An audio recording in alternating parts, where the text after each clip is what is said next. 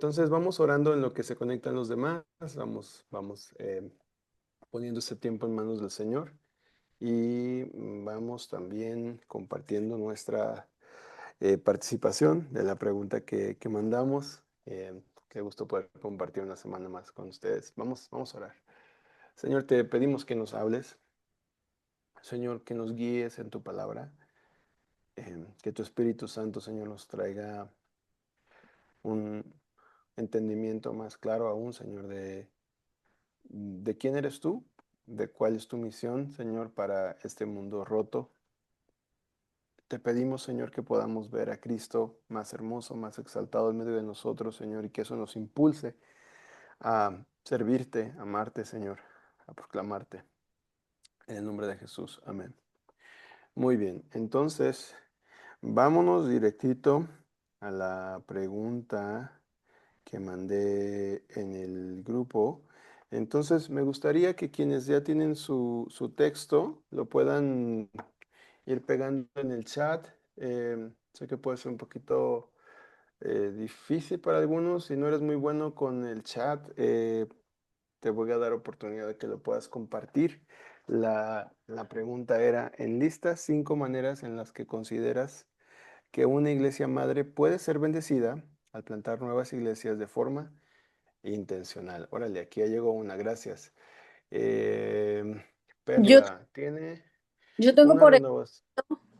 pero no sé escribirlo o no sé, sí aplicarlo en el chat. Igual puedo Ok, tomar imagen y pasarlo. gracias, Cristina. Sí, puedes pasarlo si quieres en el grupo de WhatsApp. Voy a estar leyendo los que ya llegaron aquí. Gracias, Perla. Perla puso, tiene renovación espiritual y visión fresca. Se crea una formación y levantamiento de nuevos líderes.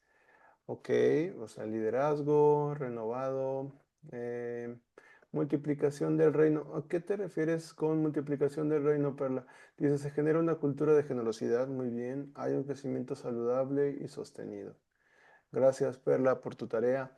Nada más explícanos un poco para ver en qué, si estamos en la misma página. Ah, Multiplicación del reino. en la de multiplicación del reino, bueno, lo anoté en otra parte, lo voy a leer. Le puse, Ok, la iglesia madre extiende su alcance a nuevas comunidades, culturas y contextos, perfecto, ok. llevando el evangelio a más lejos de lo que podría hacerlo sola. Ujú. Más lejos, no solamente en términos geográficos, sino también Ajá. en términos culturales. Gracias, Perla. Qué bueno que clarificaste. Patti dice, nos recuerda que la obra no depende de nuestras fuerzas, sino de Dios. Buenísimo. Las iglesias se vuelven iglesias, ok, no he entendido esta parte. Y no grupos de espectadores. Súper bien. Trae unidad, no competencia. Evita que la iglesia se acomode o conforme con solo mantener lo que ya existe. Buenísimo. ¿Quién puso esto? Patti. Gracias, Patti. Buenísimos estos puntos. Podemos ver a Dios moviéndose de generación en generación. Qué buenos puntos, Pati. Gracias por compartirlos. Gracias, Perla, también. Eh, a ver acá. Alma, estás por ahí, ¿verdad? Alma es Sí, el iPhone iPhone 67. 67. Aquí Muy estoy, bien. buenas Ok, noches. dice, se cumple con lo establecido. O sea, cumplimos la gran comisión. Eh, eh, ujú. Descubres la fidelidad de Dios y cómo sus promesas se cumplen. Buenísimo.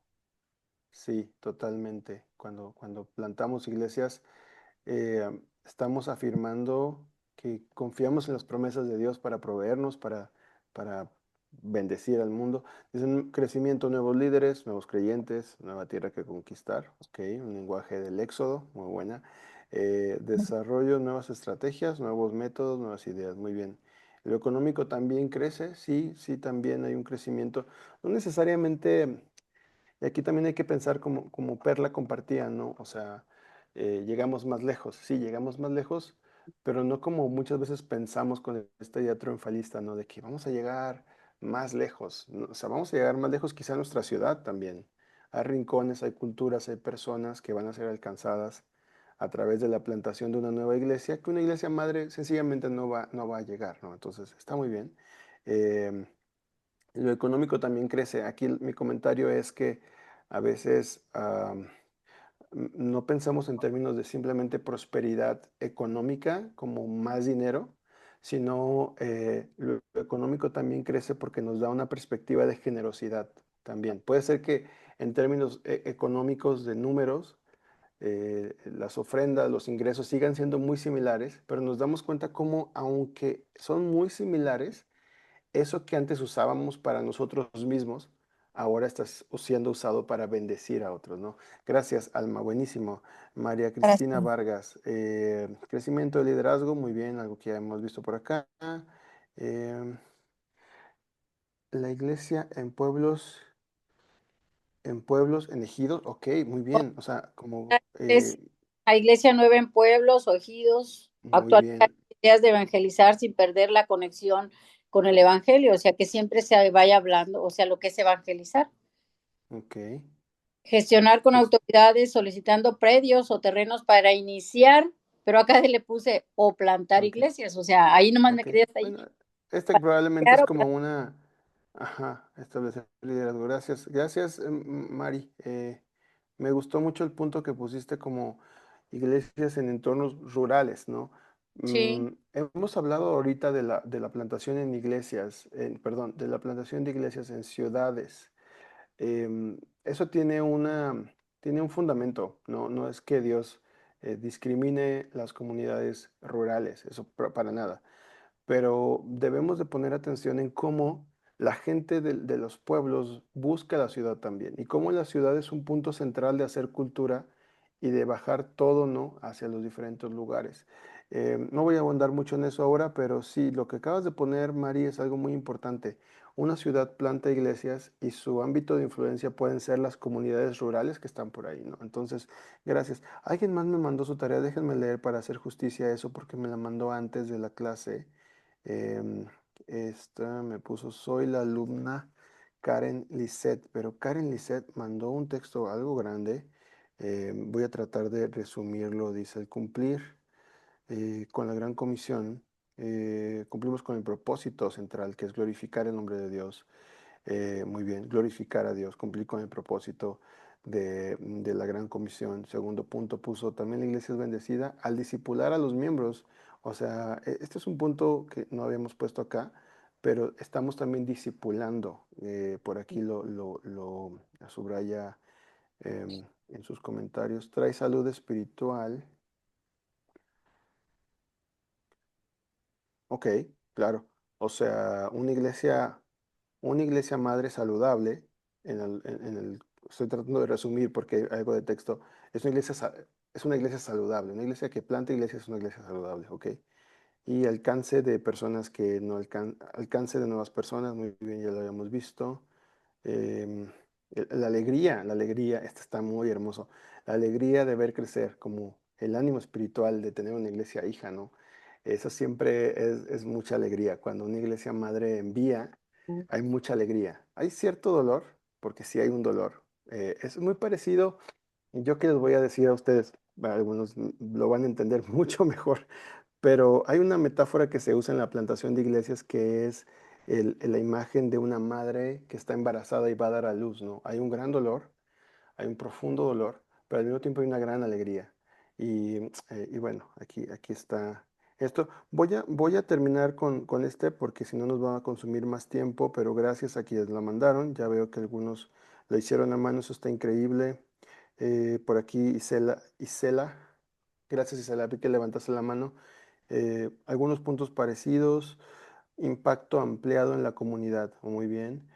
Crecimiento y generosidad en la mayordomía, otra cosa que hemos subrayado.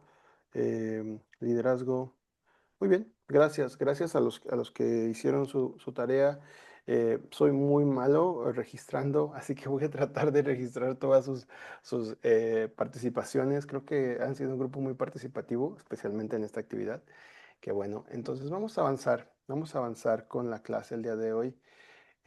Seguimos hablando acerca de la plantación de iglesias y hoy quiero que podamos reflexionar en en esto, en esta idea que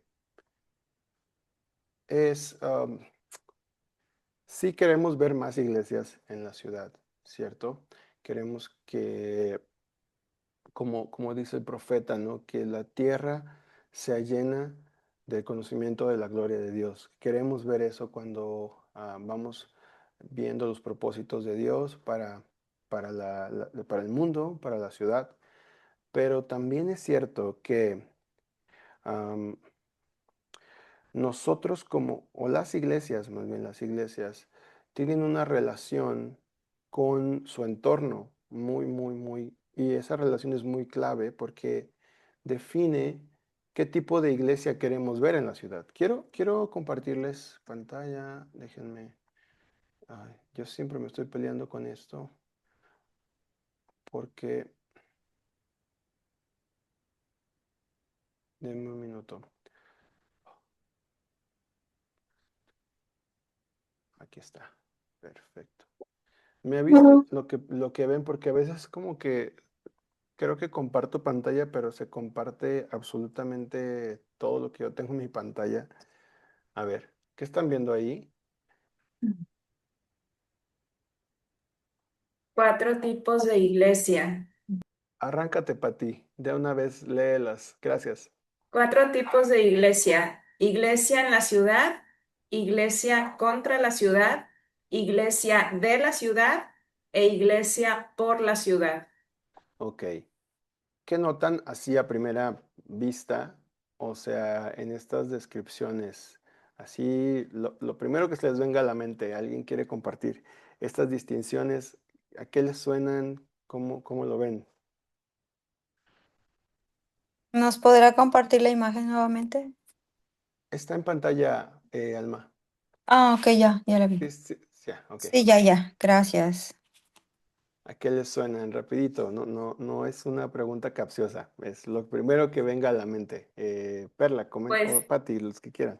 que describe la iglesia, ¿no? Por ejemplo, una describe cuál es su ubicación, a lo mejor, la de iglesia en la ciudad. Ok, ok. La otra describe qué hace o cuál es su función, la Ujú, iglesia por la ciudad, pienso ok, yo. ok, bueno, Y está así. bien.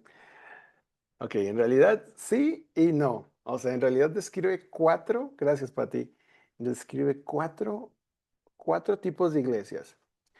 Si queremos ver un movimiento en la ciudad, queremos que la ciudad se llene de iglesias, pero queremos ver particularmente un tipo específico de iglesias. Y no me refiero al tipo de alabanzas que cantan, al estilo de predicación, a la forma en la que se visten, a la Biblia, a la versión de la Biblia que se lee. No me refiero a esas cosas. Me refiero a algo más profundo en cuanto a las iglesias.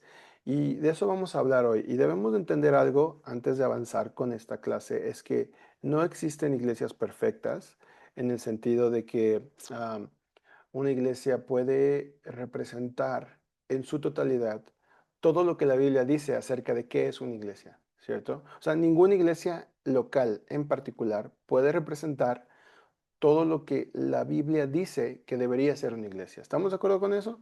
No hay una iglesia perfecta. No quiero aquí detenerme mucho en eso, pero creo que todos estamos en la misma página, ¿verdad? Ya estamos conscientes de que no hay una iglesia perfecta. Y eso es súper claro porque cuando vamos, por ejemplo, a Apocalipsis, a los primeros capítulos de Apocalipsis y vemos las imágenes de las 7 iglesias, ¿no? O sea, Dios está hablando algo a cada una de estas iglesias y probablemente muchos de nosotros cuando leemos eso nos escandaliza y decimos, ¿cómo es posible que esta sea una iglesia, ¿no? Y aquí puede ser que también debamos de entender una cosa. El reformador alemán Martín Lutero decía, eh, tenía una frase en latín, no la voy a decir en latín, porque, pero decía, pecadores y al mismo tiempo justos. O sea, los cristianos son pecadores y al mismo tiempo justos. Ok, y creo que algo obviamente que una implicación de esto, aunque no lo dijo Martín Lutero, pero la iglesia es pecadora y al mismo tiempo justa. ¿No? Debemos de entender eso. No hay iglesias perfectas, hay iglesias que reflejan también esta parte del quebranto y también reflejan esta parte de la redención. Pero ahora, em, todas las iglesias tienen una relación con su código postal. Todas las iglesias tienen una relación con su código postal. Y esas clasificaciones que están aquí tienen que ver con de qué manera las iglesias se relacionan con su código postal. Y antes de avanzar, yo quiero que protejas tu corazón de querer como juzgar rápidamente la iglesia en la que estás o las iglesias en las que has estado. Vamos a ir poco a poco. El propósito de esto no es establecer un juicio acerca de tu historial de iglesias y decir, ah, esta iglesia es así, esta iglesia es así. Primeramente no, sino entender cuál es la relación más saludable de una iglesia con su código postal y qué es lo que Dios quiere para este movimiento de plantación de iglesias em, saludable, centrado en el Evangelio. Ahora, Dios nunca ha hablado en el vacío. Dios nunca ha hablado en el vacío. Cuando Él habla, si nos damos cuenta a lo largo de toda la Biblia, habla a través de personas concretas, en situaciones concretas. La Biblia nunca es un manual eh, como de usuario, ¿no? Sí han visto los manuales de usuario, nunca los leemos, pero sí los han visto, ¿no? Siempre que compras algo viene un manual de usuario. Y esos manuales de usuario tienen un montón de traducciones a diferentes lenguajes, ¿cierto? Y la característica de los manuales de usuario es que cualquier persona en cualquier lugar lo podría leer, ¿no? Al menos eso está diseñado. La Biblia tiene un contexto, es decir, si tú lees Génesis, debes de saber cuándo, quién lo dijo, por qué lo dijo, o sea, todas estas preguntas, porque hay un contexto. Si tú lees el Pentecostés en Hechos, tienes que saber lo que está pasando, qué pasó antes, la ascensión, qué pasó antes, la cruz, qué pasó antes, la pasión, qué pasó, y así, ¿no? Tenemos que entender. Ahora, la iglesia tiene un contexto también, y para poder leer la iglesia, entre comillas, leer la iglesia, necesitamos entenderla en su contexto y su relación con el lugar en donde está.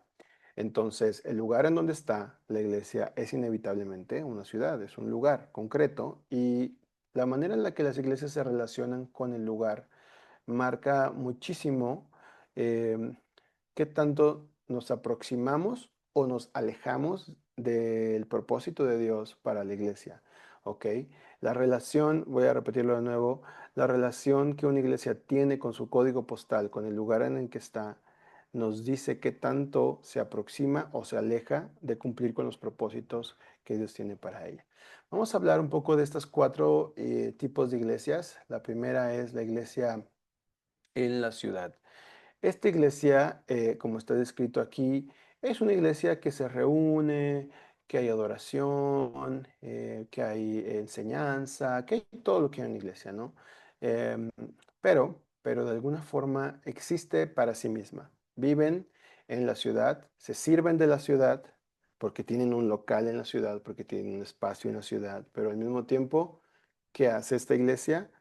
Ignora la ciudad. O sea, existe para sus programas, existe para sus ministerios, pero no se involucran en la ciudad y si algún día esa iglesia dejara de existir, seguramente pues pasaría desapercibida totalmente, ¿no? Una pregunta muy interesante aquí para como este tipo de iglesia sería, si hoy tuviera que cambiarse esta iglesia de lugar por cualquier circunstancia, habría vecinos en esa localidad que, que la extrañarían, que se lamentarían de que esa iglesia se fuera, o más bien celebrarían que esa iglesia por fin se fue y que los va a dejar en paz, ¿no?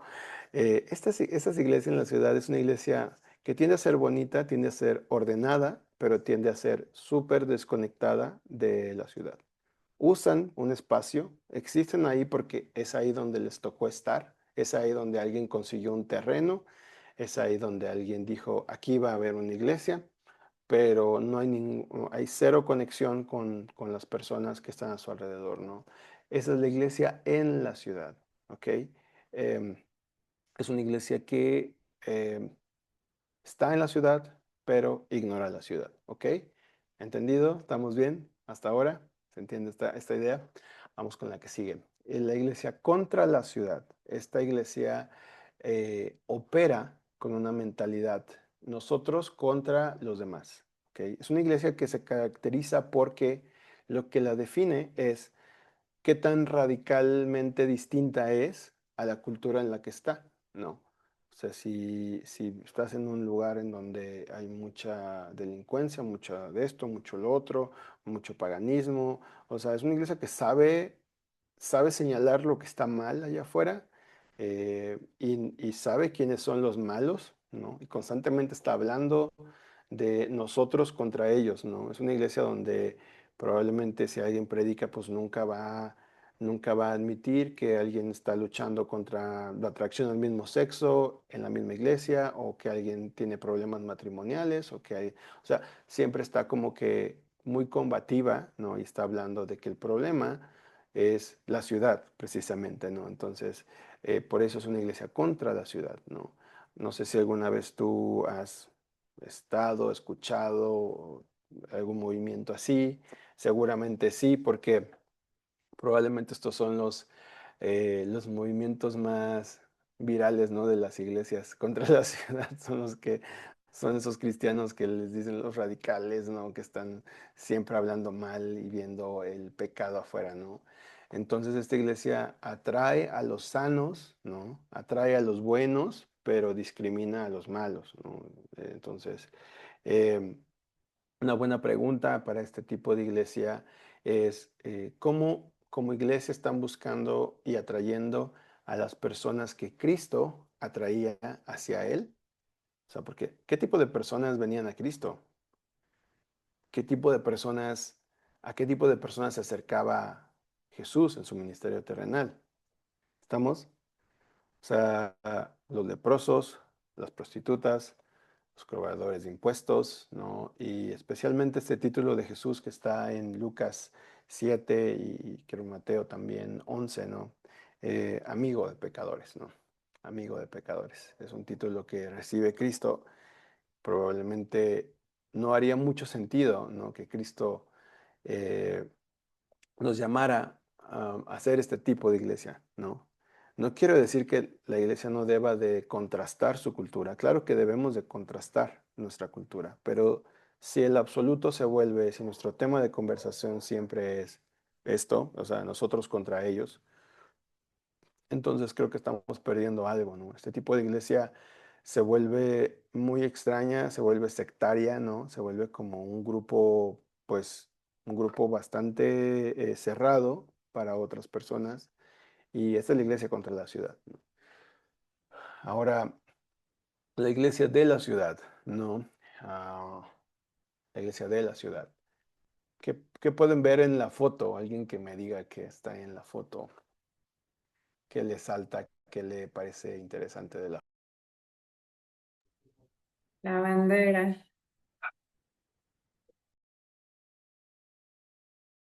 la bandera de... Perdón, no escuché. La bandera de... Ah, la bandera de LGBT, creo que es Ay, LGBT. pensé que era del arco iris del diluvio. No, no es cierto. Está bien. ¿Qué tipo de iglesia es esta? La iglesia de la ciudad. Es una Está tan, iglesia inclusiva, entre es una comillas. iglesia que, es una iglesia que ha negociado tanto con su cultura, ¿no? Que está tan inmersa en la cultura que se ha diluido ya completamente, ¿no? Con lo que le rodea, ¿no? Como el camaleón casi, ¿no? Que ah, está en un lugar y adopta este color, adopta esta forma. Está tan inmersa en la cultura que pierde su identidad. Cuando una iglesia se diluye con la cultura en la que está, pierde su poder, porque ya deja de ser sal, deja de ser luz. No hay diferencia entre la forma en la que vivimos, no hay diferencia entre cómo la iglesia se aproxima a los ídolos culturales, como lo son en todas las culturas, el dinero, el poder, el sexo. Entonces, como está tan diluida ya, esta iglesia es la iglesia de la ciudad. Entonces, am, se contextualiza tanto, esta iglesia está tan contextualizada en un sentido negativo que deja de ser relevante porque ya es un accesorio de la ciudad, es un accesorio cultural. O sea, ¿quién marca la agenda para esta iglesia? No es la palabra de Dios, no es la evangelización, definitivamente. Son otras agendas externas, ¿no? Ya la iglesia se vuelve un comité vecinal, se vuelve una oficina del lobby LGBT, ¿no? Am, Se vuelve em, una iglesia que es sumamente polarizante en cuanto a políticas, porque te dicen, si tú eres de esta iglesia, tienes que votar esto, ¿no? Si tú eres de esta iglesia, tú tienes que ser de este grupo. Entonces, em, pero eso tiene que ver con la relación con la ciudad, ¿no? Esa iglesia se ha vuelto tan, o sea, buscando ser relevante, fíjense, buscando ser relevante se ha vuelto tan irrelevante. Ujú. Si nos damos cuenta de cómo esto juega en contra, o sea, buscando alcanzar a mucha gente, ya no alcanzas a nadie, porque tu mensaje ya no tiene nada diferente, porque se vuelve absolutamente el mismo mensaje de la cultura. Una pregunta interesante para este tipo de iglesias sería, ¿la gente a tu alrededor está siendo motivada a retar su forma de vida y acciones diarias a causa de lo que ven y conocen? O sea, estamos usando nuestro dinero, nuestro poder, nuestros cuerpos de una forma que la cultura no lo está haciendo. Esa es una buena pregunta para este tipo de iglesia. Entonces, hemos hablado de la iglesia en la ciudad, contra la iglesia de la ciudad, y por último quiero que hablemos de esta iglesia, que es la iglesia por la ciudad. Hay un texto en Jeremías 29 del 1 al 10. Quisiera que pudiéramos ir allá, porque este texto es clave para entender esto. Ahora sí que si tienes mucho tiempo en la iglesia, me vas a entender. Jeremías 29, esgrima, y el primero que lo encuentre, que lo lea. Jeremías 29.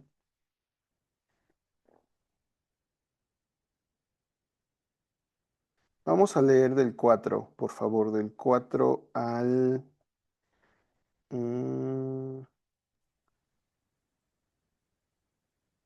vamos a leer del 4 al 9, por favor. ¿Alguien quiere? Yo lo tengo.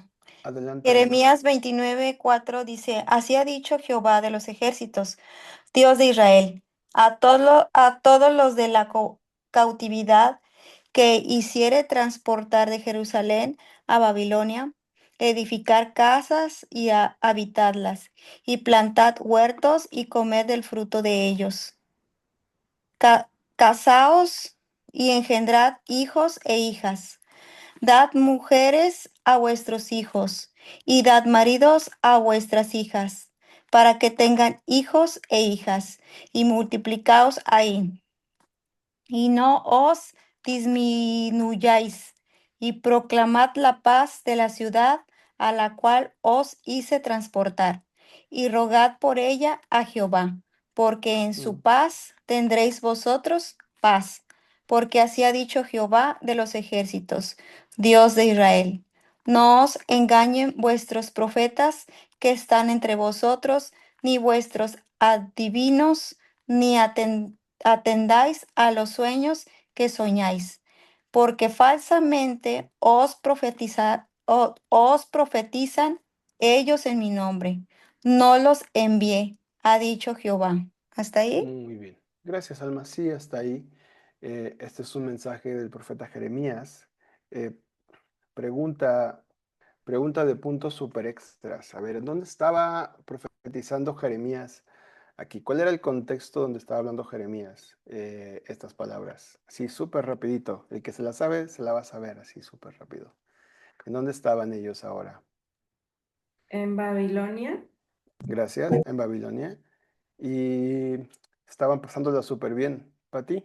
No, Estaban ahí de vacaciones, ¿no? ¿Qué estaba haciendo no. Israel ahí? Los Cuéntanos. capturaron, ¿no? Bueno, Dios los destierra, pero, o sea, históricamente viene el rey de Babilonia Sí, y se los lleva como prisioneros, digamos. exacto. Estaban exiliados. estaban exiliados en Babilonia.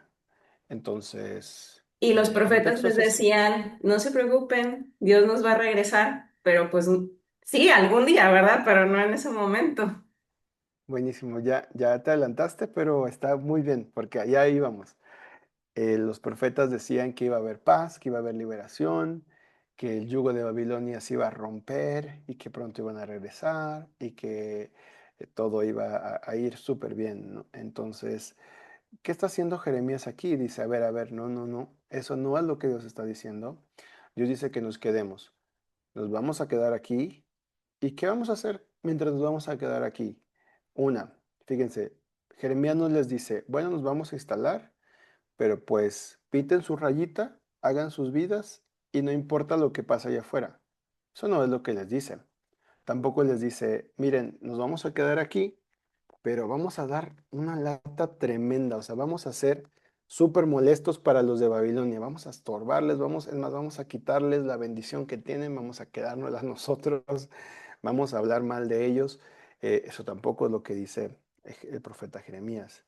Tampoco les dice, oigan, pues miren, ya que nos vamos a quedar un rato más, ¿qué les parece si pues ya vamos aprendiendo el babilonio, nos vamos rebautizando, vamos cambiando los nombres, vámonos vistiendo como la gente de aquí y pues ya, dense la idea de que pues ya vamos a ser babilonios también? ¿Se dan cuenta qué tan diferente es el mensaje de Jeremías aquí? El mensaje de Jeremías es, el pueblo de Dios debe de aceptar que está en un exilio largo, pero lo que Dios les dice que a pesar de que están en un exilio, Él los llama a bendecir la ciudad y de formas muy concretas. ¿De qué maneras les llama a bendecir la ciudad?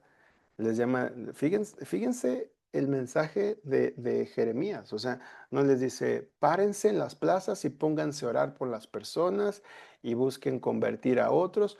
Aunque probablemente eso podría formar parte, ¿no? de vivir en Babilonia y expresar su fe, que tampoco eran tan libres para hacerlo, pero vean la forma en la que Jeremías dice que ellos van a bendecir. Edifiquen casas, hagan planes de quedarse, planten huertos, coman el fruto que produzcan, cásense, tengan hijos, multiplíquense y no disminuyan.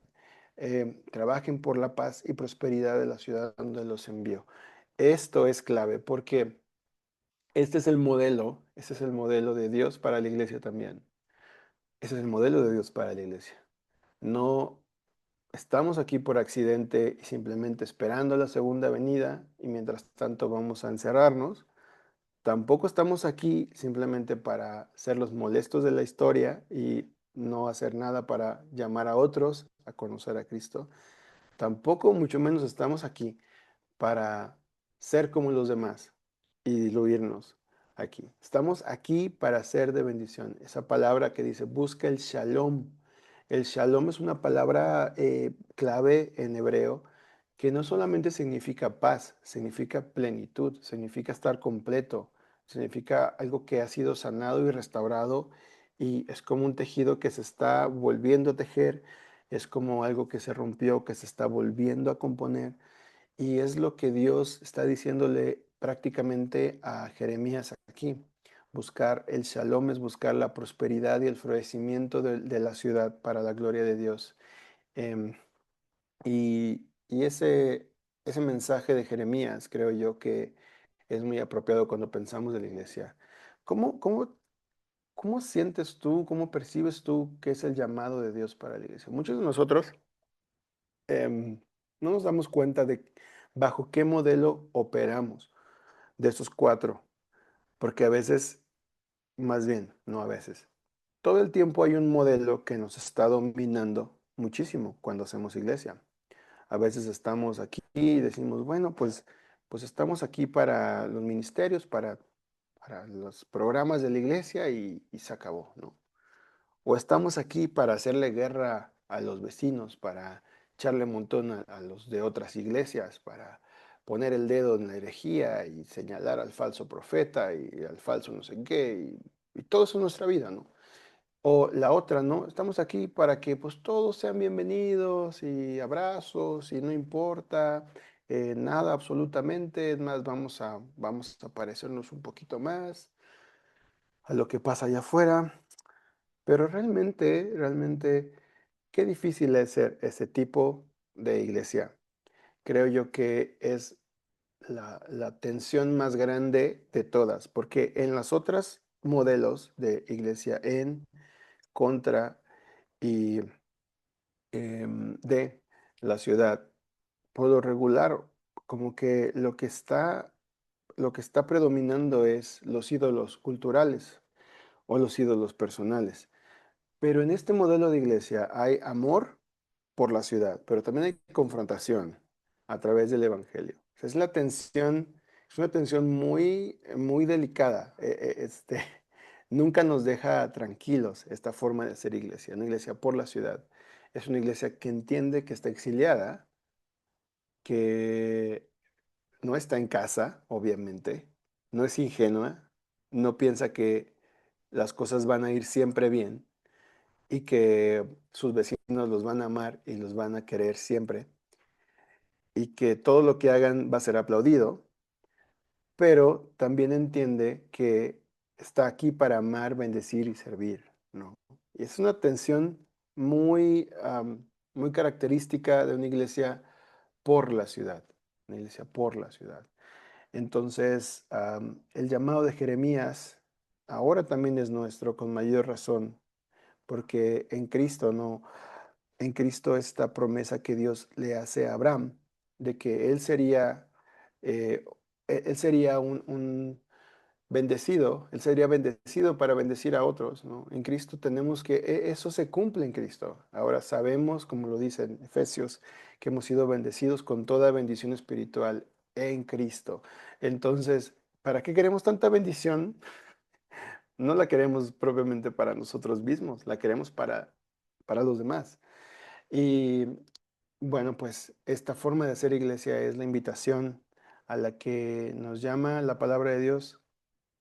Cuando vamos a Hechos también nos damos cuenta de que la iglesia tenía el favor del pueblo, al mismo tiempo que sabían que no estaban para el pueblo, tenían el favor del pueblo, bendecían a otros, sanaban a otros, servían a otros, pero no estaban ahí para complacer a las personas, estaban ahí para glorificar a Dios, para proclamar a Cristo. Y eso les costó la vida, les costó la reputación, ¿cierto? Entonces, am, qué difícil es ser la iglesia por la ciudad, pero creo yo que vale totalmente la pena porque este modelo, esta forma de hacer iglesia es, sin duda, creo yo, está en el corazón de Dios, la iglesia por la ciudad. Em, en el texto, en el texto donde viene toda esta teoría, quiero compartirte un párrafo que me parece muy relevante. Dice, Cristo no solo está en nosotros, transformando nuestros corazones al interior nuestro y haciéndonos una nueva criatura, centrados en nosotros mismos, sino que está en nosotros para que nosotros sigamos en el mundo siendo instrumentos de transformación. Esa es la primera idea acerca de la iglesia en la ciudad. O sea, la obra de Dios no está en nosotros, simplemente para nosotros. ¿Ok? Segunda idea. Dice, Cristo no es propiedad de nosotros, haciéndose como nosotros en nuestra pecaminosidad, sino que Él, aún habiéndose hecho como nosotros, lo hizo para hacernos como Él. ¿Ok? Esa es la idea de la iglesia de la ciudad. La iglesia de la ciudad que quiere hacerse como la cultura, pero aquí dice, Cristo se hizo como nosotros, pero no para hacerse pecador, sino para que nosotros pudiéramos ser como Él. Avanzo. Cristo nunca estará en contra tratando de alejarse de nosotros porque somos pecadores, sino al contrario, nuestro pecado es el propósito de Cristo para acercarse a nosotros. ¿Mm? Esto es hablando de la iglesia contra la ciudad. Avanzamos. No, Cristo no simplemente está en nosotros o es de nosotros o está en contra de nosotros, sino que Él vino a esta tierra haciéndose como nosotros, viviendo en nosotros para estar por nosotros, por nosotros. Él vino a morir en la cruz por nosotros. en favor de nosotros. Y es solo por esto que su iglesia puede y debe estar por la ciudad, en favor de la ciudad. ¿Ok? Entonces es una reflexión muy interesante de cómo esta imagen de la iglesia por la ciudad no es un eslogan bonito, sino que tiene una raíz profundamente en el Evangelio. O sea, Cristo se dio por nosotros. Cristo se dio por nosotros. Cómo nosotros, siguiendo sus pasos, nos estamos dando por los perdidos, por aquellos a los que Él ama en la ciudad. Vamos a avanzar un poco. Em, San Agustín fue un cristiano que Dios usó muchísimo para, para bendecir a la iglesia. Si no has leído acerca de él, te invitaría muchísimo a que pudieras leerlo. Es un cristiano que fue muy relevante es muy relevante para nuestra fe.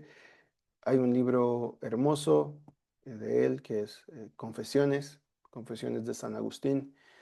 Y hay otros escritos como La ciudad de Dios, especialmente donde viene esta frase. Y quiero pedirle a Perla si puedes leer la frase. ¿Si se alcanza a ver el texto, Perla? Sí, el de blanco, Sí. sí. Eh, dice, dos amores han dado origen a dos ciudades. El amor de sí mismo hasta el desprecio de Dios, Desprecio. des- sí, desprecio, ¿verdad? De Dios. Eh, la, ay, perdón, no alcanzo a ver muy bien. La terrena, sí, ¿verdad? Ay, y, y el amor de Dios hasta el desprecio de sí, la celestial. La primera se gloría en sí misma, la segunda se gloría en el Señor. Aquella solicita, aquella solicita o de hombres la gloria, la mayor gloria de esta se cifra en tener a Dios como testigo de... Ok, ¿Y luego lo de abajo? ¿Hasta ahí? está bien, hasta ahí. ¿De qué nos habla Agustín aquí? Es una idea interesante. A lo mejor la traducción es muy como enredada y muy antigua, pero dice que hay dos amores que han dado a la luz dos ciudades, ¿no? La terrenal y la celestial. La terrenal dice que nace del amor al hombre, ¿no? El amor a lo creado y la otra del amor a Dios. Em, la primera dice, se gloría en sí misma, y la segunda se gloría en el Señor. En la iglesia es la ciudad de Dios en medio de la ciudad del hombre. La iglesia está construyendo una comunidad. Dios está construyendo más bien una comunidad, perdón. Dios está construyendo una comunidad en donde el amor, la gloria de Dios está en el centro, contrario a lo que nuestro propio corazón y la cultura están construyendo. ¿Se acuerdan de Babel? ¿Se acuerdan de la torre? Hagamos un nombre, construyamos, lleguemos hasta el cielo. Y ese es el proyecto de la humanidad en las ciudades.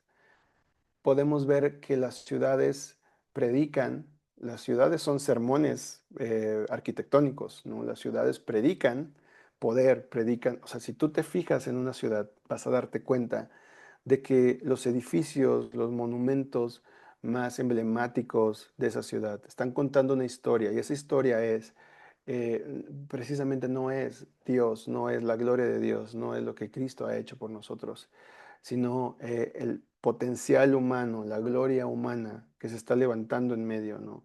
Podemos hacernos un nombre, siguen predicando las ciudades, pero las iglesias en medio de las ciudades están diciendo, no necesitamos hacernos un nombre. Dios nos ha dado un nombre, conocemos su nombre a través del Evangelio. Y esa es la clase de iglesia a la cual Dios nos ha llamado a modelar. Entonces, ¿cómo llegamos? Quiero preguntarles algo, esta es una pregunta sencilla, pero ¿cómo creen que llegamos a ser una iglesia por la ciudad? Quisiera escuchar un par de respuestas. ¿Cómo llegamos a ser una iglesia por la ciudad? ¿Cómo crees que podemos llegar a ser una iglesia? Una respuesta cortita, por favor. No un credo apostólico y actualizado. Una respuesta corta, concisa. ¿Cómo llegamos a ser una iglesia por la ciudad? ¿Alguien se anima a compartirnos ¿Qué piensan? Aquí no hay todavía respuestas correctas, incorrectas. Me gustaría escuchar. Pues ¿Qué sí, creen? ¿Cómo? crece por la ciudad y según Jeremías, pues si nos basamos a lo que acabamos de leer, pues habla de prosperidad, de multiplicarnos, de crecer. Estamos hablando de la iglesia, o sea, como población, no como edificio. Gracias, Cristina. Pero ¿cómo? O sea, entiendo, pero ¿cómo llegamos a hacer eso? Yo creo que cuando amas a tu prójimo de una manera práctica e intencional. Ok, amor al prójimo. Alma, ¿quisieras comentar algo? Yo creo que con piedad y misericordia. Piedad y misericordia. Ujú, ¿Alguien amor. más? Ujú. Amor, ok, amor, de nuevo, amor al prójimo. ¿Cómo, cómo llegamos a hacer esto? Fíjense, sus respuestas no están equivocadas, pero es como si yo les preguntara, ¿cómo llegamos a ser prósperos y bendecir la ciudad? Y respondemos nosotros, pues siendo prósperos y bendiciendo la ciudad, o sea, amando al prójimo y demás. O sea, ¿sí me están captando más o menos como la trampa aquí? Por fe, Ahora, la cre- pregunta es, gracias Cristina, muy cerca, la pregunta es, ¿cómo producimos ese amor al prójimo? ¿Cómo producimos esa prosperidad? No estoy hablando de solo la económica, obviamente Jeremías no solamente está hablando de la económica. Vamos a producir todo eso. La respuesta, creo yo, la respuesta es esta. Em, Iglesias modeladas por, centradas en y empoderadas a través del Evangelio. ¿Cómo podemos modelar esta clase de vida? ¿Cómo podemos producir ese fruto? ¿Cómo podemos convertirnos en esa clase de personas, en esa clase de iglesia? Si nosotros decimos, bueno, pues siendo buenas personas, amando a otros, sirviendo a otros, nos damos cuenta de la trampa que hay ahí. La trampa es que no podemos hacer nada de eso por nosotros mismos. No podemos producir todo eso por nosotros mismos. Necesitamos algo o alguien que produzca esto en nosotros y que nos haga hacer esta clase de iglesias. Y la El Espíritu respuesta, Santo. creo, la respuesta es a través del Evangelio. El Evangelio es el A la Z de la vida cristiana. Muchos de nosotros pensamos que el Evangelio es el ABC nada más. Pensamos que el Evangelio es una cosa que necesitan los que no conocen a Cristo, especialmente cuando vamos avanzando en la vida cristiana, interpretamos que lo que se espera de nosotros es crecer a nuevos niveles espirituales. Pero si tú lees honestamente todo el Nuevo Testamento, te darás cuenta que el tema central, que aquello que se repite una y otra vez, no es esfuérzate más, no es sé un mejor cristiano, no es conviértete en una persona de mayor nivel espiritual. Eso no es el centro del Nuevo Testamento. ¿Cuál es el centro del Nuevo Testamento? ¿Cuál es la visión final de toda la historia en el Apocalipsis? El Cordero que fue inmolado es digno de recibir toda la gloria, toda la honra por todos los siglos. O sea, la obra de lo que Cristo ha hecho por nosotros es el centro de toda la historia. Por lo tanto, si nosotros queremos todos estos frutos, queremos llegar a ser todo lo que Dios quiere que seamos, sin duda no lo vamos a lograr por nuestros propios medios. ¿Cómo lo vamos a lograr? Hay un solo camino, es siendo modelados por el Evangelio, siendo centrados en el Evangelio, siendo empoderados por el Evangelio. Una iglesia cuyas prácticas, cuya vida nace de un entendimiento del Evangelio, una iglesia cuyo corazón, cuyos no negociables sean el Evangelio, y una iglesia cuya motivación y poder es el Evangelio. Suena muy básico, a lo mejor suena muy sencillo, pero así es. O sea, si nosotros les decimos, no es que necesitas más marketing, no es que necesitas este modelo, no es que necesitas esto, lo otro, nos damos cuenta de la trampa es, estamos diciendo que podemos hacerlo por nosotros mismos. Pero cuando admitimos esto, que no podemos llegar a ser una iglesia por la ciudad, sino es a través del Evangelio, es ahí donde estamos en sintonía con lo que Dios quiere para la iglesia, creo yo. Em, Vamos a dar una pausa súper breve de 3 minutos, porfa, porque todavía nos tenemos un camino aquí por recorrer. Voy a tratar de esta segunda mitad de la clase dejarla muy concisa y dejarles un poco de tareas por ahí. Pero 3 minutitos y regresamos, ¿vale? Perdón que los traigo corriendo hoy, pero sí, sí, no creo que podemos partir la clase y no me gustaría que la partiéramos. A lo mejor hay espacio para más comentarios la siguiente semana, pero vamos a tratar de cubrir todo este contenido.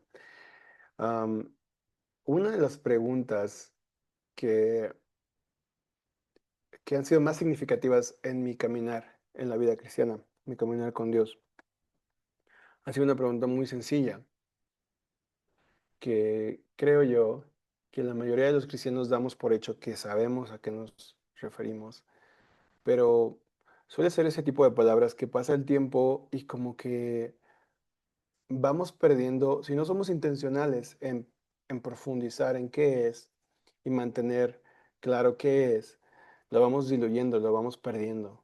Y esa palabra es el Evangelio. ¿Qué es el Evangelio?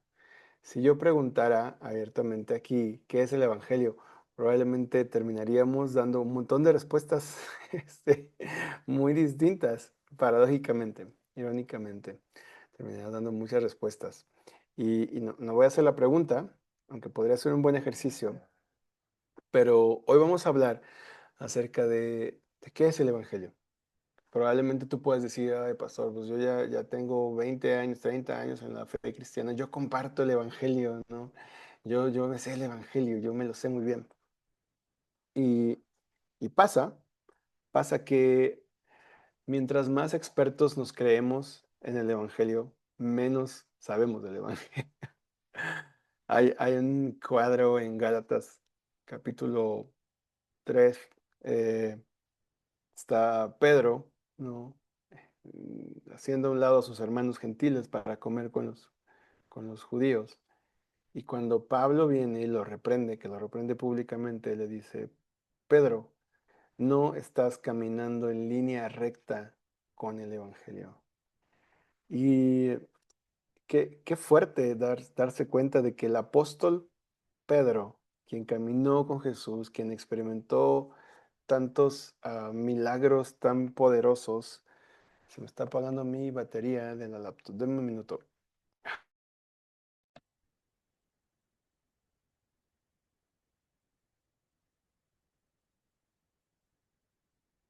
Avísenme si me escuchan bien o que cambié mi micrófono. ¿Se escucha bien? Ay, se escucha mucho mejor. Bueno, yo escucho mejor. Ok, gracias.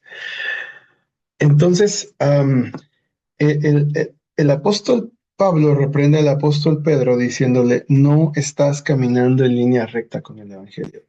Sospecho que muchos de nosotros que no hemos experimentado ni el 10% de lo que Pedro experimentó, refiriéndome al ministerio terrenal de Jesús, eh, en muchas ocasiones de nuestra vida no hemos caminado en línea recta con el Evangelio porque estamos olvidando qué es el Evangelio. Entonces, una de las tareas más hermosas y indispensables en nuestra vida es recordarnos constantemente el Evangelio, recordarnos constantemente qué es el Evangelio, y más cuando pensamos en la iglesia, y más cuando pensamos en que si Dios lo permite, si Dios quiere, podremos estar involucrados en un proyecto de plantar una nueva iglesia. Entonces, quiero que podamos hablar de eso. Algo con lo cual me gusta empezar es, no todo es el Evangelio, no todo es el Evangelio. Algunas de las respuestas en sesiones o tiempos pasados que he escuchado y que hemos compartido en esta clase acerca de qué es el Evangelio, muchas veces dicen, no, pues es que Dios te quiere bendecir. Eso no es el Evangelio. Es que Dios te ama. Eso tampoco es el Evangelio. Es que ven a la iglesia o ven a una reunión o cambia tu vida. No, Dios quiere cambiar tu vida. Eso tampoco es el Evangelio. tu testimonio, tu testimonio personal. Tu testimonio personal no es el Evangelio. Eh, yo tengo una relación muy cercana con Dios y yo siento o experimento cosas, yo tuve una experiencia. Eso no es el Evangelio. Hay muchas cosas que nosotros como cristianos confundimos continuamente con el Evangelio. No todo es el Evangelio. No todo es el Evangelio. Por eso necesitamos ser muy claros a qué nos referimos con qué es el Evangelio. Y esa es una de las cosas que nos cuesta más trabajo admitir, nos cuesta más trabajo admitir como cristianos, que olvidamos constantemente que es el Evangelio y que hay cosas que son buenas, que no son malas, porque nada de lo que acabo de decir es malo. Son cosas buenas, pero que no son el Evangelio. Son o consecuencias del Evangelio o bendiciones del Evangelio o cosas que el Evangelio nos da. Ah, es que el Evangelio, es que eres una hija de Dios, eres un hijo de Dios. Eso tampoco es el Evangelio. En Primera de los Corintios, capítulo 15, versículos 1 al 4, el apóstol Pablo, y perdón, lo voy a leer para ir un poquito más ágil, dice lo siguiente: ahora, amados hermanos, permítanme recordarles el Evangelio que ya les prediqué. Ojo con esto. En ese entonces recibieron este Evangelio con gusto y todavía permanecen firmes en él. Esta es la buena noticia que los salva a ustedes, si siguen creyendo el mensaje que les predique. A menos que hayan creído algo que desde un principio nunca fue cierto, dice. Yo les transmití a ustedes lo más importante y lo que se me había transmitido a mí también. Y Pablo procede a decir esto: Cristo murió por nuestros pecados, tal como lo dicen las Escrituras. Fue enterrado y al tercer día fue levantado de los muertos, tal como lo dicen las Escrituras. No todo es el Evangelio, porque Pablo bien hubiera dicho: oigan, les voy a contar lo que me pasó. Allá yo iba a Damasco, iba a matar a los cristianos, de repente se me apareció una luz, de repente me habló. Y imagínense, o sea, Pablo tenía todas las cartas para poderles contar una historia increíble de sus visiones, de como Pablo dice: he estado en el tercer cielo, he tenido estas experiencias, hablo más lenguas, hago un montón de cosas. Pero fíjense esto, Pablo no está olvidando que es el Evangelio. ¿Qué es el Evangelio? Dice Pablo: que Cristo murió por nuestros pecados, que fue enterrado y al tercer día resucitó de entre los muertos. ¿Cuántas veces nos hemos olvidado algo tan básico como esto, pero que es fundamental?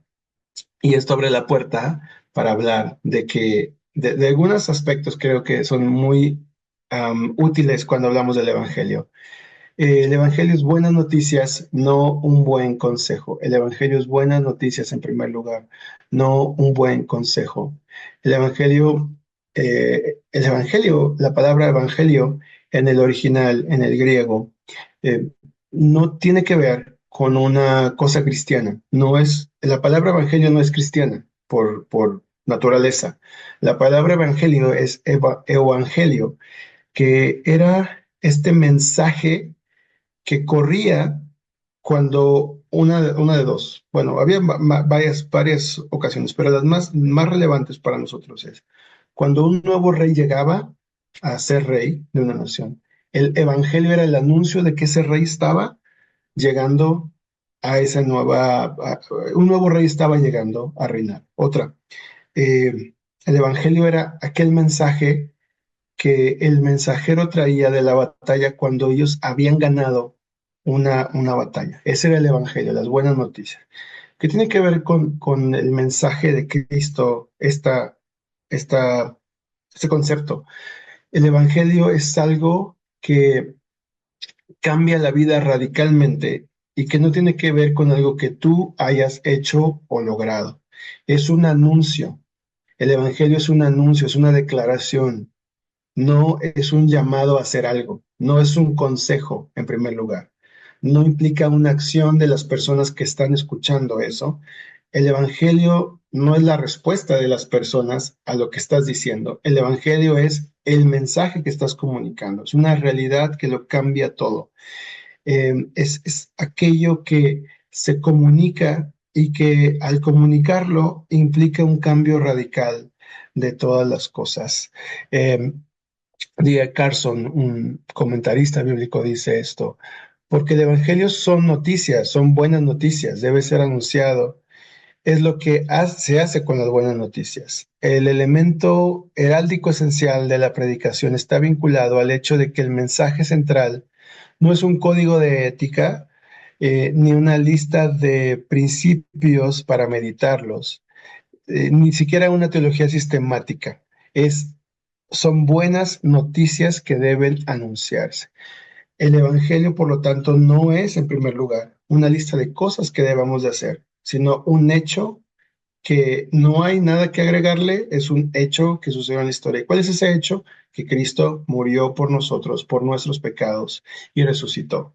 Ese es el hecho que se está predicando. Que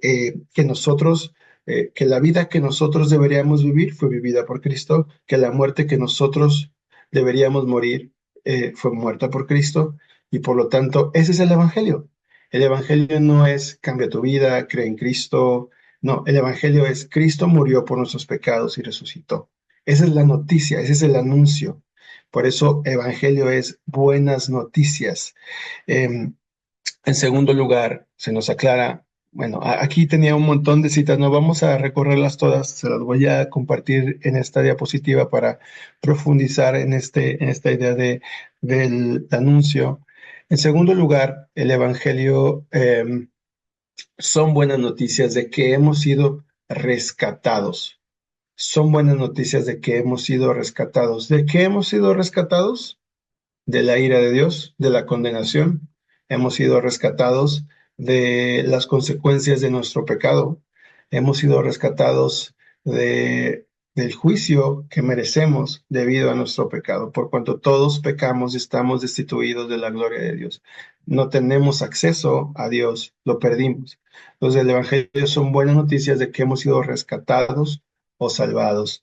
El pastor R.C. Sproul decía una frase que me encanta, que dice, somos salvos de Dios, por Dios y para Dios.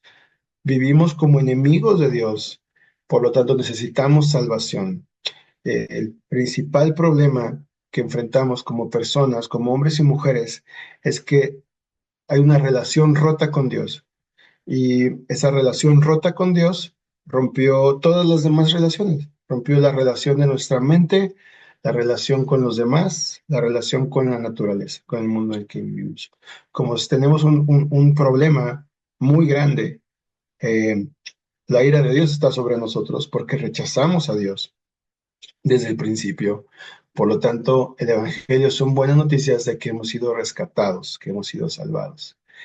Varias personas hablan del pecado de diferente forma. Por ejemplo, Calvino hablaba del pecado como ídolos en el corazón, es decir, no adoramos a quien deberíamos de adorar, decía Calvino. San Agustín hablaba del pecado como amores desordenados. Y me gusta mucho esta definición de San Agustín, porque él dice, el problema de nosotros es que amamos más la creación que a Dios. Cuando tú pones una relación en primer lugar, cuando tú pones tu placer en primer lugar, cuando tú pones tu ego en primer lugar, ese lugar le corresponde a Dios. Ese lugar no puede tomarlo nadie más. Ese debe ser el primer amor. Cuando tú pones ese primer amor que es Dios, eso reordena todos los demás amores. Entonces, San Agustín hablaba del pecado como amores desordenados. Eso significa que no amamos a Dios en primer lugar. Y en tercer lugar, hay un escritor llamado Kierkegaard, un filósofo cristiano, que decía que creemos en identidades falsas. Entonces, el Evangelio nos salva porque derriba, como decía Calvino, los ídolos de nuestro corazón para que podamos adorar a Dios y no a la creación. El Evangelio nos salva para que podamos amar a Dios en primer lugar y no las demás cosas. El Evangelio nos salva y nos da una nueva identidad. Y con ello, obviamente, todo cambia para nosotros. El Evangelio son buenas noticias de que hemos sido rescatados. Se nos debe quedar muy claro. Vamos avanzando. El Evangelio son buenas noticias acerca, y esto hay que escribirlo, hay que anotarlo, hay que ponerlo ahí en nuestras notas, en lo que veamos primero en esta semana. El Evangelio son buenas noticias acerca de lo que Jesús ha hecho para restablecer nuestra relación con Dios. El Evangelio son buenas noticias de lo que Dios. Hemos sido trasladados del reino de la oscuridad al reino de la luz. Nuestros pecados han sido pagados por la sangre del Cordero que ha muerto en nuestro lugar. Hemos sido reconciliados con Dios. Hemos sido purificados a través de la obra que Cristo ha hecho en nuestro lugar. A través de su muerte en nuestro lugar, por nosotros. El Evangelio son buenas noticias acerca de lo que Jesús ha hecho, no de lo que nosotros hemos hecho. Nuestra decisión por Cristo es importante, pero eso no es el Evangelio. Nuestra respuesta al Evangelio es algo aparte. El Evangelio es lo que Cristo ha hecho por nosotros para restablecer nuestra relación con Dios. Eso es lo que salva a las personas. Es lo que te salvó, lo que te salvó a ti, lo que me salvó a mí. No nos salvó nuestra decisión, no nos salvó nuestra fuerza de voluntad, no nos salvó los cambios que hicimos. Lo que nos salvó fue lo que Cristo ha hecho por nosotros para restablecer nuestra relación con Dios. Eso es súper importante, porque cuando plantamos iglesias, cuando nosotros nos desviamos del centro de esto, cuando nosotros nos deslizamos de lo que significa el Evangelio, perdemos el poder del Evangelio. ¿Cuál es el poder del Evangelio? El poder del Evangelio, lo dice el apóstol Pablo, es salvación para todo aquel que cree. Cuando nosotros nos desviamos del Evangelio, perdemos ese poder del Evangelio para salvar. ¿Qué es lo que puede pasar si nosotros dejamos de predicar el Evangelio? Cambios superficiales, moralidad, simplemente personas que entienden mucho, pero no saben de lo que es el cambio profundo y real. Y perder esto, creo yo, que es algo de las cosas más tristes que nos pueden pasar cuando nosotros queremos o queremos plantar iglesias o queremos colaborar en proyectos de plantación de iglesias. Cuando perdemos el centro de esto, perdemos todo, ¿no? Creo yo que hay iglesias muy diferentes, hay iglesias que en muchas formas externas distintas, y eso está bien, pero perder el centro, perder esto, es perderlo todo cuando plantamos iglesias. Entonces, el Evangelio no lo es, no todo es el Evangelio. Vamos a regresar un poquito. El Evangelio son buenas noticias, no un buen consejo. El Evangelio son buenas noticias de que hemos sido rescatados. ¿Y cómo hemos sido rescatados? A través de lo que Cristo ha hecho para restablecer nuestra relación con Dios. Alguien resumía el Evangelio de esta forma: Dios salva a pecadores. Dios salva a pecadores. Los a través de Cristo, Dios salva a pecadores. Ese es el corazón del Evangelio.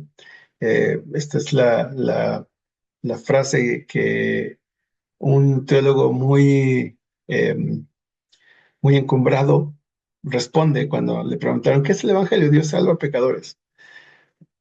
Dios no está mejorando personas. Dios no está haciendo exitosas a las personas. Dios salva a pecadores.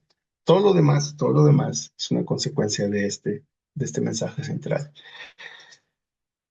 Esta es la cita completa. Déjenme ver si podemos compartirla. Dice: Dios salva a pecadores. El Dios Trino, Padre, Hijo y Espíritu Santo, tres personas que trabajan unidas con sabiduría soberana, poder y amor para lograr la salvación de un pueblo escogido. El Padre que elige, el Hijo que cumple la voluntad del Padre al redimir, el Espíritu que ejecuta el propósito del Padre y del Hijo al renovar. Salva. Hace todo de principio a fin, lo necesario para llevar al hombre de la muerte en el pecado a la vida en gloria. Planifica, lleva a cabo y comunica la redención. Llama, sostiene, justifica, santifica, glorifica. Pecadores, yo le pondré aquí hombres y mujeres, tal como Dios los encuentra, culpables, viles, desvalidos, imposibilitados, incapaces de levantar un dedo para cumplir la voluntad de Dios, ni mejorar su parte espiritual. Un gran teólogo, John Owen, pero sobre todo esto, Dios salva pecadores. O sea, ¿qué es el corazón del Evangelio? Dios salva pecadores. Y suena muy básico, suena quizá, no sé, para algunos de nosotros que llevamos mucho tiempo en la fe, pero de nuevo, o sea, si nosotros perdemos el centro de esto, lo perdemos todo. Es por eso que me encanta poder como abordar este tema del Evangelio aquí, porque la iglesia es la comunidad del Evangelio. La iglesia es la comunidad del Evangelio. Cuando la iglesia deja de ser la comunidad del Evangelio, se convierte en un club social, se convierte en una secta, se convierte en un grupo que existe para sí mismo. Y ese no es el corazón de la misión de Dios. La iglesia es una comunidad, es la comunidad del Evangelio. Se predica el Evangelio, se proclama el Evangelio, se viven las implicaciones del Evangelio. Ese es el lugar, esa es la iglesia. La iglesia es la vida de la iglesia. Entonces, ¿queremos ver muchas iglesias? Sí, queremos ver muchas iglesias con diferentes formas de adorar, con diferentes formas de servir, usando diferentes versiones de la Biblia, hablando, predicando con estilos diferentes, pero no queremos iglesias que no prediquen el Evangelio. Cuando hablamos de plantación de iglesias, hablamos de un tipo de iglesia en concreto, iglesias centradas en el Evangelio, iglesias que mantienen en el centro lo que es el centro, porque cuando nosotros quitamos el Evangelio del centro, esa es una silla vacía que no se queda vacía. Otra cosa toma su lugar. La forma en la que alabamos toma su lugar. La forma en la que usamos nuestro dinero toma su lugar. La forma en la que experimentamos la presencia de Dios toma su lugar. La forma en la que hacemos misiones toma su... O sea, hay muchas cosas buenas que pueden quitar el lugar central del Evangelio y debemos de protegernos y cuidar que el Evangelio sea un no negociable cuando plantamos, cuando hacemos iglesia. Y es algo que es tarea de todos, no es tarea de los pastores nada más, porque recordemos que Pedro era un poderoso hombre de Dios que caminó fuera del Evangelio también y que necesitó que alguien más le dijera, estás caminando, no estás caminando en línea recta con el Evangelio. Y tú y yo necesitamos amigos, amigas, líderes, pero también colaboradores que nos recuerden que no estamos caminando en línea recta con el Evangelio. Y eso debería ser algo totalmente normalizado. No deberíamos de espantarnos cuando alguien nos diga eso. Más bien deberíamos agradecer, deberíamos decir, gracias, gloria a Dios porque te puso en mi camino para recordarme que estoy olvidando lo más central. Pero es tan difícil. Requiere una confianza muy profunda en la obra de Cristo también, en saberte vulnerable, en saber que tú también eres un pecador que necesita gracia y que necesita ser recordado en el Evangelio. Vamos a avanzar. Esto también es un punto. El Evangelio no es el resultado del Evangelio. ¿Qué quiere decir esto? Cuando les pregunté yo hace un momento que cómo nos convertíamos en esa iglesia por la ciudad, ¿no? Dijimos amar a otros, son cosas buenas, de nuevo, servir a otros, cosas parecidas, así estoy parafraseando demasiado, ¿no? Pero observemos esto, el Evangelio no es el resultado del Evangelio. ¿Qué quiere decir? Que tu testimonio, que los frutos, que lo que se produce en nuestra vida al creer en Cristo, no es el Evangelio, es una consecuencia del Evangelio. No debemos olvidarlo, no debemos de mezclarlo, pero es como justificación y santificación, ¿no? La justificación es como Dios nos abre la puerta de la casa, ¿no? Y la santificación es Dios nos enseña cómo se vive en esa casa. Pero ambas cosas son importantes, están ahí, pero son distintas también. Entonces el Evangelio es este mensaje, este anuncio, y obviamente el resultado del Evangelio pues es una vida transformada. Pero nuestra vida transformada no es el Evangelio. Nuestra vida transformada puede fallar, podemos atravesar por dudas, podemos atravesar por momentos de debilidad, y eso nunca va a ser el Evangelio. Entonces, eso es importante porque para muchas personas a veces, cuando ya estamos en todos estos temas, tendemos a a querer predicar nuestro testimonio como si fuera el Evangelio. No digo que esté mal, porque de hecho vamos a aprender cómo contar nuestro testimonio también más adelante en otras sesiones. Ya les hice un spoiler, un adelanto. Pero nuestro testimonio no es el Evangelio. La forma en la que hacemos iglesia tampoco es el Evangelio. Debemos de cuidar esto también, de no confundir. Los frutos del Espíritu en nuestra vida no son el Evangelio, son resultados del Evangelio. Nuestro entendimiento del Evangelio tampoco es el Evangelio. No podemos decir que yo soy más cristiano por entender mejor o saber más Biblia que otros. No puedo decir que yo estoy más cerca de Dios porque me va mejor en lo financiero. No puedo decir que yo estoy mejor con Dios porque tengo más experiencias. De nuevo, ese tipo de conclusiones vienen de confundir el resultado del Evangelio con el Evangelio. Debemos de cuidarnos de eso. Debemos de animar a la gente a ser desafiada en eso. Eso no es el Evangelio, es un resultado del Evangelio, ¿ok? El Evangelio no se trata de algo que hacemos, sino de algo que ha sido hecho por nosotros. Aún así, el Evangelio produce una nueva forma de vida, ¿ok? Así como las obras y la fe no deben de separarse ni confundirse, los resultados del Evangelio nunca deben separarse ni confundirse con él. Ok, vamos a avanzar un poquito más. Eso también es muy clave para entender el Evangelio. El Evangelio siempre tiene dos enemigos y con esto vamos a terminar hoy. Tiene dos enemigos y Tertuliano fue un padre de la iglesia y él dijo esto: así como Jesús fue crucificado entre dos ladrones, el Evangelio siempre está crucificado entre dos errores: el legalismo y el libertinaje. ¿Qué son estas cosas? Debes de conocer a tu enemigo. Aquí va. Eh, Hay tres palabras aquí que son, o sea, esos son sinónimos, ¿ok? Esos son sinónimos.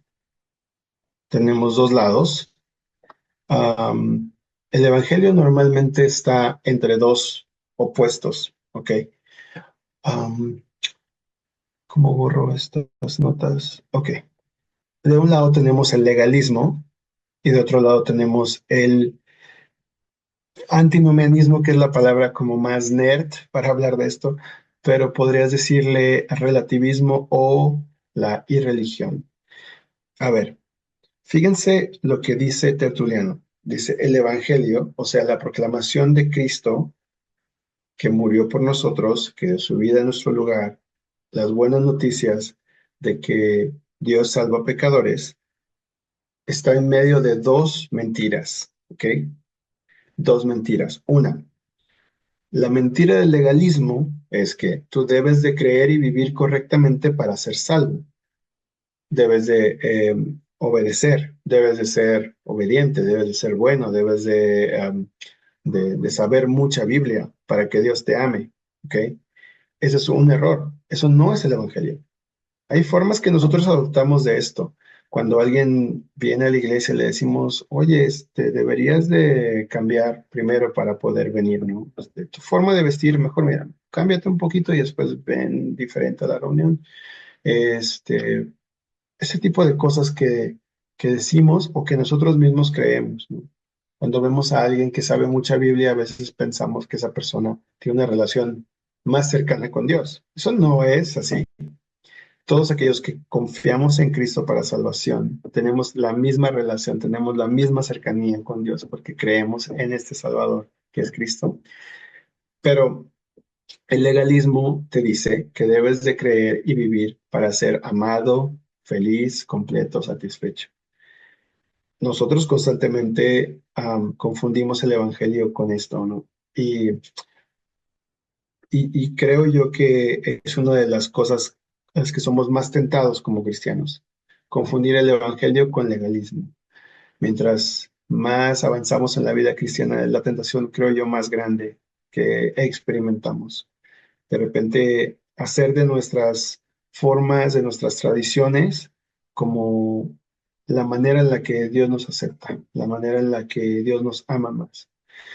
Y por otro lado, tenemos el antinomianismo o irreligión, que últimamente también muchas iglesias creo que estamos cayendo como en esto, que Dios nos ama y acepta tal y como somos, pero aquí la cláusula es nada que cambiar, nada de que arrepentirse. O sea, decir que Dios nos ama tal y como somos es cierto, pero es una verdad a medias, una mentira, porque Dios nos ama tal y como somos, pero nunca nos deja tal y como estamos. O sea, cuando tú vienes a Cristo, va a haber cambios profundos, va a haber una confrontación, va a haber una transformación y esperamos que eso pase. O sea, venir a Cristo no es apapacharnos y abrazarnos tal y como somos. Qué miedo quedarnos tal y como estamos. Y a veces por miedo nosotros, creo que hay una tendencia actualmente en muchas iglesias como a querer mostrar como este lado, ¿no? Como que pues no importa quién eres, no importa, solamente ven y la pasamos bien y ya, ¿no? Simplemente Jesús o Dios es un accesorio más en nuestra vida, eh, porque pues podemos estar como somos. Entonces, esos son los dos grandes enemigos del Evangelio. Esos son dos grandes enemigos del Evangelio que constantemente van a competir con la verdad del Evangelio. Déjenme volver a mostrar aquí. Denme un minuto que... Ok. Entonces,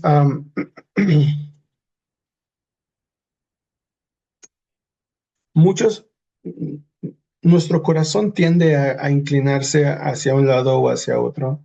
No sé cómo sea tu historia, no sé cómo haya sido tu historia, tu testimonio, las iglesias en las que has estado, pero normalmente estamos como con un péndulo yendo hacia un lado o hacia otro, pero a veces nuestro corazón se carga más hacia un lado o hacia otro. Pero el Evangelio no es ninguno de estas dos cosas. El Evangelio nos salva de estos dos enemigos, de estas dos mentiras, de creer que podemos ser amados por Dios por lo que podemos hacer o lo que podemos conocer de Él. Por otro lado, creer que no debemos de hacer absolutamente nada y que nuestra vida está completamente bien. Eh, el legalismo tiende al orgullo, el antinomianismo tiende a no tomar a Dios en serio, pero el Evangelio, si nos damos cuenta, es capaz de callar estas voces y podemos saber que somos mucho más pecadores de lo que nos gustaría admitir, que es algo que les choca a los relativistas. Somos muy, muy pecadores, somos radicalmente pecadores, mucho más pecadores de lo que nos gustaría admitir. Estamos muy rotos, estamos muy quebrados, somos radicalmente malos y es algo que no le gusta al antinomianismo aceptar. Pero por otro lado, algo que no le gusta aceptar al legalismo es que somos profundamente amados en Cristo. El legalista se escandaliza de que Dios nos pueda amar de una forma tan radical. El legalista se espanta del cuadro del hijo pródigo regresando y este padre corriendo a recibirlo y haciendo una fiesta. Y, y la generosidad radical de Dios le espanta al legalista. Pero el Evangelio nos habla de eso. Somos mucho más pecadores de lo que nos gustaría admitir. Entonces, el relativismo no es el Evangelio, pero por otro lado somos radicalmente amados, mucho más amados de lo que pensábamos que podíamos serlo. Por lo tanto, el Evangelio puede destruir el orgullo, que tengo muy fea letra, pero también el miedo. Y, y lo hace a través de las buenas noticias de que Cristo murió por nosotros. Constantemente necesitamos recordarnos el Evangelio, porque cuando dejamos de hacerlo, hay una de estas dos versiones falsas del Evangelio que empiezan a dominar nuestro corazón. Cuando tú dejas de recordarte el Evangelio, no te das cuenta y de repente ya te volviste legalista. Ya estás diciendo que Dios te aprueba, te ama, está contigo, porque, y ahí puedes explicar. Y de repente, cuando te olvidas del Evangelio, a lo mejor no tienes al legalismo, pero tiendes al otro lado ya tu corazón se vuelve cínico, ya dices, ya no tengo, ya, o sea, a Dios no le importa, voy a seguir viviendo como vivo, no pasa nada. Y predicar esto no trae vida. Predicar legalismo no produce vida. Predicar relativismo no produce vida. Predicar el Evangelio de Cristo resucita a los muertos, nos trae a nueva vida. El Evangelio, y quiero terminar con esta idea, quiero que se la lleven para reflexionar. El Evangelio no solamente son buenas noticias para los perdidos, sino que también son buenas noticias para los encontrados. Tú y yo necesitamos recordarnos el Evangelio continuamente. Y en especial, creo que eso es una tarea especial para aquellos que anhelan colaborar con Dios en la plantación de iglesias. Necesitamos recordarnos continuamente el Evangelio. Necesitamos predicarnos el Evangelio a nosotros mismos para también poderlo predicar a las naciones, a los demás, a nuestro vecindario, a quien sea que esté enfrente de nosotros. Pero el predicarnos el Evangelio, recordarnos el Evangelio debe ser una tarea súper básica de todos nosotros en nuestro día a día. Y bueno, pues vamos a terminar la clase del día de hoy. Les dije que sí estaba un poco intensa esta clase.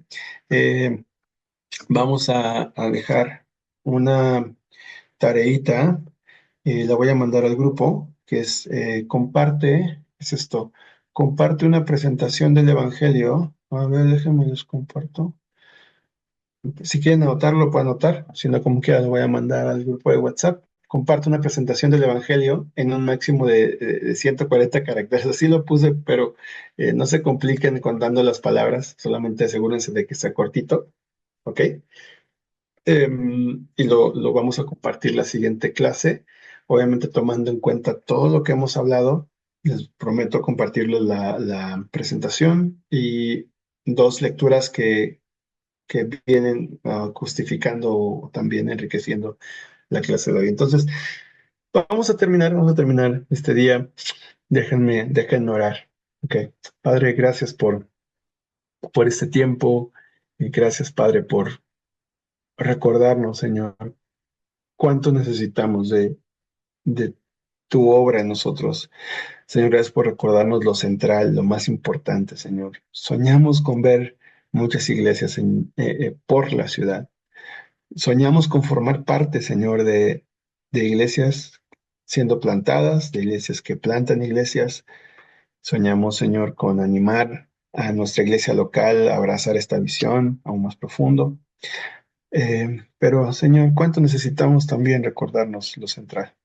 Padre, ayúdanos a mantener lo central siendo central y la obra, Señor, de Cristo a nuestro favor, el Evangelio, Señor glorioso de Cristo, Señor, en el centro de nuestros corazones para poderlo, Señor, poner en el centro de la iglesia, para que también sea el centro de nuestras ciudades. Te pedimos, Padre, que tu Espíritu Santo nos ayude en esa tarea, que podamos crecer en atesorar el Evangelio, en proclamar el Evangelio, en entender el Evangelio, Señor, en amar el Evangelio, que es el centro de la vida de la iglesia, Señor, que es el centro de la comunidad del Evangelio, que es la iglesia. En el nombre de Cristo Jesús. Amén. Amén. Sé que fuimos muy rápido en esta segunda parte, en esta media hora. Si hay algunas preguntas, por favor, mándenmelas. Sin temor, pónganlas en el grupo, puede ser, en el grupo de WhatsApp. Si quieren mandarlas personal también está bien, pero creo que a veces si lo ponemos en el grupo, otras personas también podrán verlas y podemos tener la conversación la siguiente semana. Pero bueno, eso. Si hay algunas dudas, preguntas, comentarios, mándenlos. Creo que sería de mucha bendición. Y la siguiente semana les prometo que tenemos un espacio al principio para poder como descargar mucho, porque sé que probablemente hay comentarios y me gustaría también escucharles. Entonces, nos vemos la siguiente semana. Les mando la presentación y el material. Bendiciones.